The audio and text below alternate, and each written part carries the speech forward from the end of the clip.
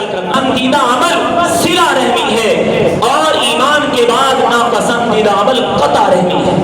قطع رحمی ہے. اس لیے اللہ نے کیا حکم دیا؟ ان اللہ یأمر بالعدل والاحسان وایتاء ذی القربى. رشتہ داروں کو ان کا حق دو. یہ پہلا حق ہے میرے بھائیو، دنیا کا خیال کرنا، دنیاوی لحاظ سے خیال کرنا. دوسرا حق وانذر عشیرتک الاقربین. اپنے رشتہ داروں کو اللہ کے عذاب سے ڈراؤ، یعنی روحانی طور پہ ان کی تربیت کرو. اگر وہ غلط راستے کی طرف جا رہے ہیں، وہ نماز نہیں پڑھتے، وہ رب کے حکموں کو توڑتے ہیں، یہ رشتہ داری کا حق ہے. اس لیے کہ میرے نبی نے سب سے پہلا رب کا پیغام سنایا ہی رشتہ داروں کو ہے. سب سے پہلا پیغام حضور نے صفا پہاڑی پر جب اکٹھا کیا تھا، یہ سارے سامنے آنے والے حضور کے رشتہ دار تھے. حضور نے سب سے پہلے ایک وحدہ لا شریک کی دعوت، لا الہ الا اللہ کی دعوت سب سے پہلے رشتہ داروں کو دی ہے کہ ان کی آخرت کی بھی فکر کرنی ہے، صرف دنیا نہیں. آج ہم مسلمان دنیا کا مستقبل تو سنوارنے کی کوشش کرتے ہیں، اپنی اولاد کا بھی دنیا کا مستقبل سنوارنے کی کوشش کرتے ہیں، اپنا بھی دنیا کا مستقبل سنبھالنے کی کوشش کرتے ہیں، لیکن حقیقت ہمارا مستقبل کون سا ہے؟ آخرت کا مستقبل ہے. آج ہم نے درس کے اندر جو بات پڑھی، اللہ نے قرآن میں بڑی پیاری باتیں ارشاد فرمائی ہیں. یا ایھا الذین آمنوا اتقوا اللہ ولتنظر نفس ما قدمت لغد. اے ایمان والو، اللہ سے ڈرو اور چاہیے کہ تم میں سے ہر شخص یہ غور و فکر کرے کہ اس نے کل کے لیے کیا جمع کر رکھا ہے، اس نے کل کے لیے کیا بھیج رکھا ہے، کون سی تیاری وہ اپنی آخرت کی کر رہا ہے. واتقوا اللہ، اللہ سے ڈر جاؤ. اللہ بار بار اپنے سے ڈرنے کی دعوت دے رہے ہیں. جب انسان کے دل کے اندر اللہ کا خوف ہوگا، اللہ کا ڈر ہوگا، یقیناً وہ اپنی آخرت کے لیے کچھ نہ کچھ سرمایہ ضرور جمع کر رہا ہوگا. جب انسان کے دل سے خوف خدا نکل جاتا ہے، اللہ کا ڈر نکل جاتا ہے، پھر اللہ اس دل کے اندر کبھی شیطان کا خوف بٹھاتے ہیں، کبھی دشمن کا خوف بٹھا دیتے ہیں، کبھی مال کی تنگ دستی کا خوف بٹھا دیتے ہیں، کبھی رشتہ داروں کی طرف سے ہونے والی ظلم اور زیادتی کا خوف بٹھا دیتے ہیں. لیکن جس کے دل کے اندر اللہ کا خوف ہوتا ہے، اللہ سارے خوف دلوں سے نکال دیتا ہے. اللہ کہتے ہیں مجھ سے ڈرنے والا آج دنیا کے اندر بھی مجھ سے ڈرے اور قیامت والے دن بھی اسے کسی چیز کا خوف نہیں ہوگا. ان الذین قالوا ربنا اللہ ثم استقاموا فلا خوف علیہم ولا هم يحزنون. جنہوں نے اللہ پر ایمان قبول کیا، اسی پر ڈٹے رہے، اللہ کہتے ہیں ان کو کہہ دو قیامت والے دن لا خوف علیہم، کوئی تم پر خوف سوار نہیں ہوگا، ولا هم يحزنون، کوئی تم پر غم سوار نہیں ہوگا کہ آج ہماری کیا بنے گی، ہمارے بارے میں کیا فیصلہ ہوگا. تمہارا دل مطمئن ہوگا، اس لیے کہ تم دنیا کے اندر اپنی آخرت کی تیاری کر کے آئے. وَلَا تَكُونُوا كَالَّذِينَ نَسُوا اللَّهَ فَأَنسَاهُمْ أَنفُسَهُمْ. اللہ فرماتے ہیں اے ایمان والو، ان لوگوں کی طرح نہ ہو جانا جنہوں نے اللہ کو بھلا دیا. جب انہوں نے اللہ کو بھلایا فَأَنسَاهُمْ أَنفُسَهُمْ، اللہ نے ان کو اپنا آپ بھلا دیا. جو انسان رب کو بھول جاتا ہے، اللہ اس انسان کو دنیا کے اندر، دنیا کے معاملات میں، دنیا کی رنگینیوں کے اندر، دنیا کی خوبصورتی کے اندر ایسا مصروف کر دیتے ہیں، اس کی عقل ایسی ماری جاتی ہے، نہیں ہوتا اس کو پتا میرے دنیا کے اندر آنے کا مقصد کیا تھا، میں کیا کر رہا ہوں، میں دنیا کے اندر کس لیے آیا تھا. اس لیے اللہ رب العزت نے فرمایا اپنے رب کو کبھی نہ بھلانا، اپنے رب کو یاد کرنا. وگرنہ میرے بھائیوں، جنہوں نے رب کو بھلا دیا ہے، اللہ اعلان کرتے ہیں اولئک هم الفاسقون، یہ فاسق لوگ ہیں، یہ اللہ کے نافرمان لوگ ہیں جو اللہ کے حکموں کو توڑنے والے ہیں. اللہ رب العزت بار بار قرآن کی طرف آنے کی دعوت دیتے ہیں، اللہ بار بار اسلام کی دعوت دیتے ہیں، ایمان کی دعوت دیتے ہیں، اس لیے کہ تاکہ میرا بندہ اپنی آخرت کی تیاری کر لے، اپنی آخرت کے لیے کچھ جمع کر لے.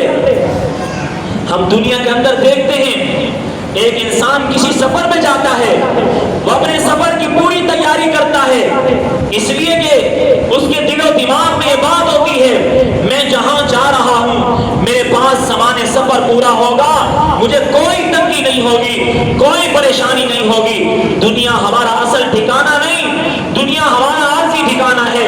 حضور علیہ السلام ارشاد فرمایا الدنیا یوم، دنیا ایک دن ہے، ولنا فیہ صوم، اور اس ایک دن کے اندر بھی ہمارا روزہ ہے۔ ہم ایک دن دنیا کے اندر گزارنے کے لیے آئے، ہماری دنیا آخرت کے مقابلے کے اندر ایک دن ہے، بالکل تھوڑا سا وقت ہے زندگی کا۔ کوئی 60 سال گزار جائے، کوئی 500 سال گزار جائے، آخر انسان نے دنیا سے چلے جانا ہے۔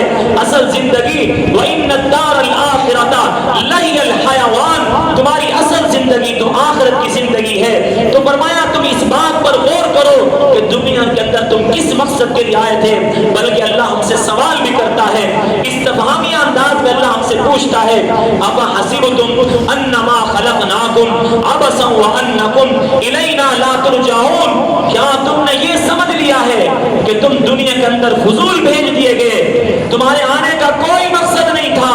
وَأَنَّكُمْ إِلَيْنَا لَا تُرْجَعُونَ، کیا تم نے یہ سمجھ لیا ہے تم نے قیامت والے دن میرے پاس نہیں آنا۔ آج انسان اپنا گھر بناتا ہے اور اپنے انجینئر، اپنے گھر بنانے والے مستری کاریگر کو کیا کہتا ہے، مضبوط بنیادیں بنانی ہیں، گھر مضبوط ہونا چاہیے، اس سے گارنٹی وارنٹی لے رہا ہوتا ہے کتنے 100 سال تک یہ گھر باقی رہ جائے گا، 100 سال تک، 200 سال تک، 500 سال تک۔ بھائیوں کہ جتنے 100 سال تک کھڑ جائے، لیکن ایک دن آئے گا وَنُفِخَ فِي الصُّورِ فَصَعِقَ مَن فِي السَّمَاوَاتِ وَمَن فِي الْأَرْضِ إِلَّا مَن شَاءَ اللَّهُ، جب سور کے اندر پھونکا جائے گا، زمین و آسمان سب نظام ختم ہو جائے گا، زمین چٹیل میدان بن جائے گی، یہ مضبوط گھر، یہ مضبوط بنیادیں بالکل مٹ جائیں گے۔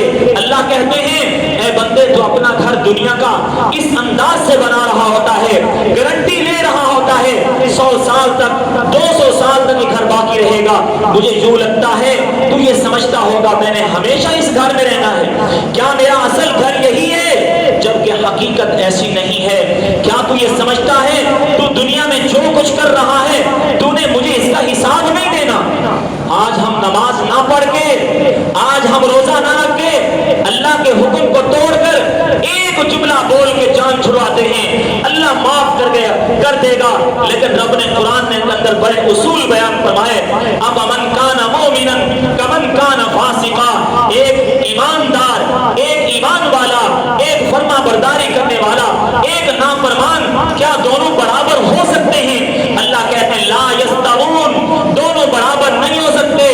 امن هو قانت آناء الليل ساجدا وقائما يحذر الآخرة، ایک وہ ہے قانت آناء الليل جو رات کے تنہائی کے اندر، رات کے اندھیرے کے اندر قیام کی عبادت کی حالت میں کھڑا ہے، ساجدہ سجدے میں پڑا ہے، يحذر الآخرة اپنی آخرت کو یاد کرتا ہے، ڈر رہا ہے، ويرجو رحمت ربه اپنے رب سے بڑی امیدیں لگائے بیٹھا ہے، ساری رات عبادت میں گزاری ہے۔ کیا یہ بہتر ہے؟ اور ایک وہ ہے جس نے رات بھر گناہ کیا ہے، اللہ کے حکم کو توڑا ہے، چوری کی ہے، رب کے احکامات کی نافرمانی کی ہے، اللہ کی حدوں کو پار کیا ہے۔ اللہ فرماتے ہیں مجھے تم بتاؤ کیا دونوں برابر ہو سکتے ہیں؟ اَفَنَجْعَلُ الْمُسْلِمِينَ كَالْمُجْرِمِينَ، فرما برداری کرنے والا، جرم کرنے والا دونوں برابر ہو سکتے ہیں؟ نہیں ہو سکتے۔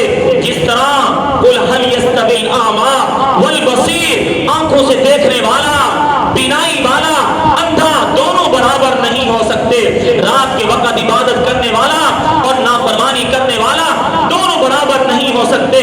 ممتاز اليوم ایھا المجرمون کا اعلان ہو چکا ہے۔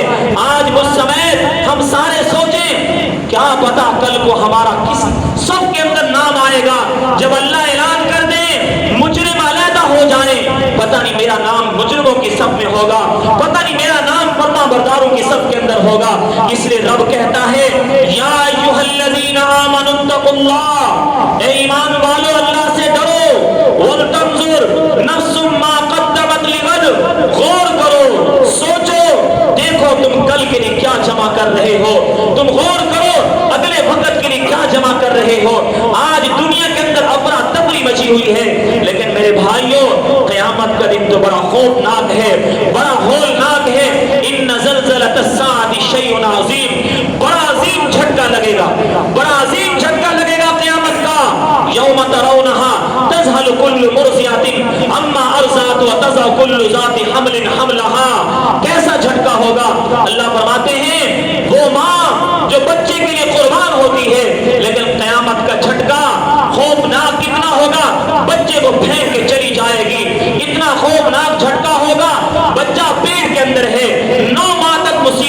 برداشت کرنے والی ماں آج قیامت کے جھٹکے کے خوف کی وجہ سے بچہ سہ کر بیٹھے گی، نہیں ہوگا انسان کو اس وقت۔ لیکن آج مسلمان اس دن کو سوچتا نہیں ہے، یوم یقوم الناس لرب العالمین، رب العالمین کے سامنے سارے انسانوں نے پیش ہونا ہے، کافر بھی پیش ہوگا، مسلمان بھی پیش ہوگا، فرما بردار بھی پیش ہوگا، نافرمان بھی پیش ہوگا۔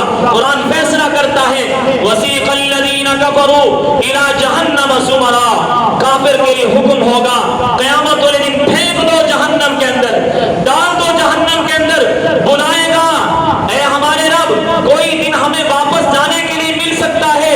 اللہ فرمائیں گے قال اخسؤوا فیہا ولا تکلمون، دفع ہو جاؤ میں تم سے بات بھی نہیں کرنا چاہتا۔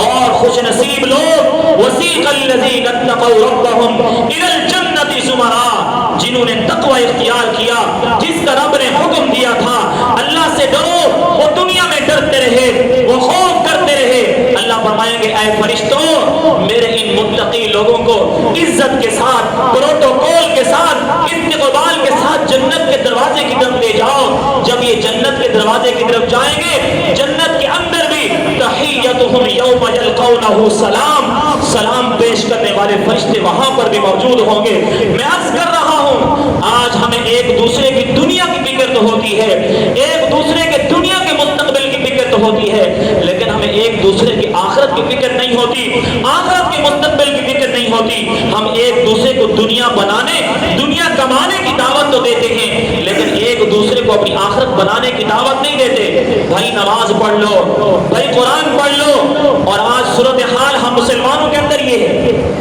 میرے پاس یقین کر لینا 12ویں کلاس کے بچے پڑھتے ہیں اور ہمارے نصاب کے اندر قرآن کا ترجمہ بھی ہے، ممبر پہ بیٹھا ہوں 12ویں کلاس میں پڑھنے والے بچوں کو قرآن پڑھنا نہیں آتا، 12ویں کلاس میں پہنچ گئے، کیا وجہ ہے؟ عمر 15 سال ہوگی، 14 سال ہو گئی، قرآن نہیں پڑھنا آیا۔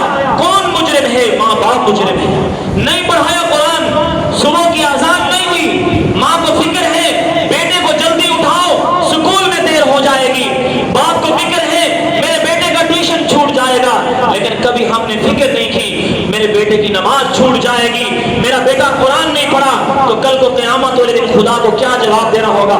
میں آخری بات عرض کرتا ہوں، آخری بات صرف 2 منٹ کی بات، میں نے اپنے استادوں سے سنی، آپ کو سنانا چاہتا ہوں نصیحت کی بات۔ استاد مولانا زبیر احمد صدیقی صاحب جب فرمانے لگے کہ ایک شخص میرے پاس آیا، کہنے لگا حضرت میں نے اپنے بیٹے کو امریکہ کے اندر MBBS کرانے کے لیے بھیجا، 5 سال لگایا، سن پہ کرایا، قیمتاً کرایا، میرے پاس جتنی جمع پونجی تھی ساری لگا لی، دل میں خیال تھا جب ڈاکٹر بن کے آئے گا پھر بنا لوں گا، پھر زمین بھی بن جائے گی، سب کچھ۔ آج ہماری صورتحال یہی ہے نا، سب کچھ دنیا کمانے کے لیے لگا دیتے ہیں کہ جب بیٹا انجینئر بن جائے گا، ٹیچر بن جائے گا، کاروبار کرے گا، سب جمع ہو جائے گا۔ وہ خود کہنے لگا میرے دل میں خیال آیا کہ بعد میں سب کچھ بنا لوں گا۔